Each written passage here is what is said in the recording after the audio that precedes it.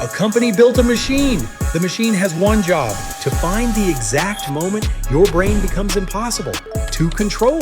And it found it. 35 minutes. That's all it takes. After 35 minutes on TikTok, a teenager's brain enters a chemical state that their own researchers called addiction.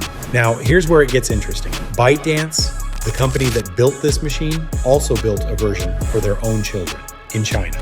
That version shuts off after 40 minutes, locks at 10 p.m., shows science experiments. Instead of infinite scroll, they knew exactly what they built. They protected their kids from it. And then they pointed it at yours. 1,000 signals, tracking every scroll, every pause, every hesitation right now while you watch this. This is what they never wanted you to find out. The man in the apartment. 2012, Beijing, a 4-bedroom apartment in a neighborhood called Jichun Road. 8 engineers living and working in the same space. 1 whiteboard, 0 outside investors. The man behind it all is Zhang Yiming, 28 years old. He'd worked at Microsoft, quit after 2 years because the corporate environment made me feel dead inside.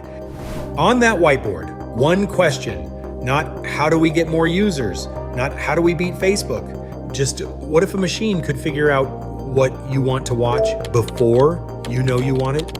His first product is a news app called Toutiao. Within 2 years, it has 100 million users in China.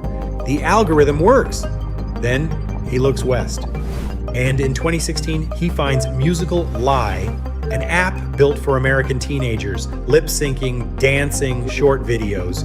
200 million users, mostly girls between 10 and 14. Already on their phones, already spending hours every day, already hooked. In November 2017, Zhang writes one check, $1 billion. He promises the founders the app will continue operating independently. It runs independently for exactly 9 months. Then one morning, users open the app and the logo is different. No email, no notification, no explanation. Musical Lie is gone. And every single one of those 200 million teenagers, their data, their watch history, their behavioral patterns automatically inside TikTok. They weren't asked. They didn't agree. The app just updated 200 million new profiles. Zhang Yiming from a 4-bedroom apartment in Beijing was now worth $50 billion inside the machine.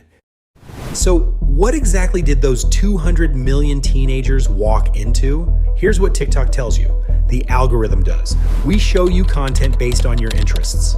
Here's what it actually does. Every time you open TikTok, the system is making thousands of predictions in real time about what will keep you watching. Not what you'll enjoy, what you cannot stop watching. The difference sounds small. It is not.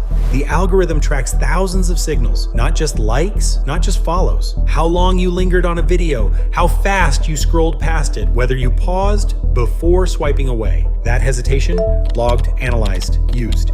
Researchers call what gets built from all this data a real-time psychological profile, not of your tastes, of your weaknesses. Within 48 hours of your first session, the algorithm knows things about you that you haven't told anyone. Now, here's where it gets interesting. In the 1950s, a psychologist named Burris Frederick Skinner put a rat in a box. The box had 2 levers. Press the first lever, you always get food. Press the second lever. Sometimes you get food, sometimes a lot, sometimes nothing at all. Skinner watched what happened. The rat with the predictable lever pressed it when it was hungry, then stopped. The rat with the unpredictable lever could not stop pressing it even when no food came, even when it was exhausted. It just kept going. Skinner called this variable reward schedule, and he himself said, "I made my rats into gambling addicts." Slot machines work on the exact same principle. That's why Las Vegas slot machines account for 80% of casino profits, not poker, not blackjack, the machines, because you don't know when the reward is coming, and that uncertainty releases more dopamine than the reward itself. TikTok didn't stumble onto this. They didn't accidentally build a slot machine. They studied it. They hired for it. They built it on purpose. The scroll never ends. There is no final video, no natural stopping point, because the next video could always be the one. And your thumb already knows that. By 2018, TikTok is available in 150 countries. Within 12 months, it becomes the most downloaded app in the world. Not Facebook, not Instagram, not YouTube, TikTok. 1 billion downloads, 1 year, and inside ByteDance headquarters, the metrics are coming in. Average session time, 95 minutes per day. 95 minutes! That's more than Netflix, more than YouTube, more than any other app ever measured. Zhang Yiming reads the numbers, and somewhere in those reports, buried in the data, is a signal that will eventually end up in a courtroom in Kentucky. But in 2018, nobody is looking at that signal yet. The accident that changed everything. October 2024, Office of the Kentucky Attorney General. A lawyer is preparing court documents, 119 pages, 2 years of investigation, 14 states, all of it against TikTok. The most damaging evidence, internal documents, executive communications, research data, needs to be hidden from the public. So the lawyer places black boxes over the text, clicks export, files it with the court. Done, accept.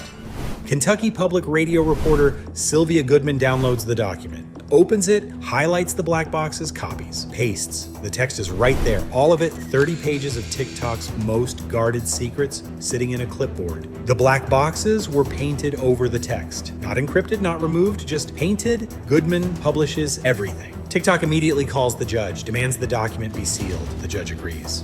But it's too late. NPR already has it. The world already has it. And what was inside those 30 pages? TikTok's own researchers had run an experiment. They wanted to know, at what point does a teenager become addicted to the app? The answer? 260 videos, 35 minutes. After 35 minutes on TikTok, a teenager's brain enters what their own documents described as compulsive usage.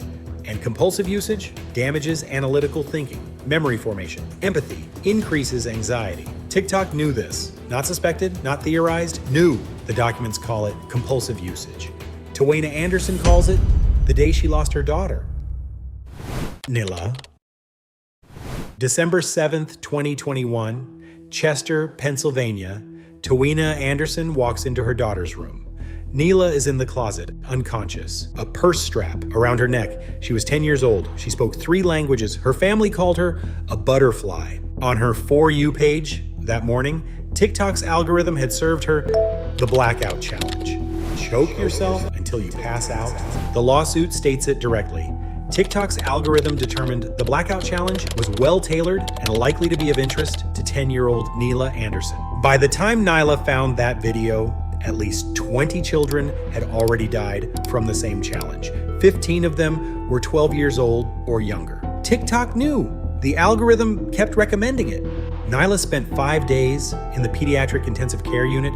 She died on December 12th. TikTok's official response? This challenge long predates our platform. That same month in China, ByteDance's version of this app automatically shut off after 40 minutes for children. Locked at 10 p.m., no deadly challenges, no infinite scroll. Same company, same engineers, different children. Right now, here we are, 2026, 1.9 billion active users, 136 million in the United States alone. The average user opens TikTok 20 times a day. 8% of American teenagers spend more than 5 hours on TikTok every single day. That's 76 full days a year, scrolling. ByteDance had a word for it, engagement. While all of this was happening, the man who built it retired. Zhang Yiming, 40 years old. ByteDance is now valued at $550 billion, more than Nike, McDonald's, and Netflix combined. Congress tried to ban it, the Supreme Court upheld the ban. TikTok went dark for 14 hours and came back. The algorithm still belongs to ByteDance. They just licensed it to an American company. Same machine, new address, same children. TikTok was the first. It won't be the last. Drop how many times you opened it today in the comments.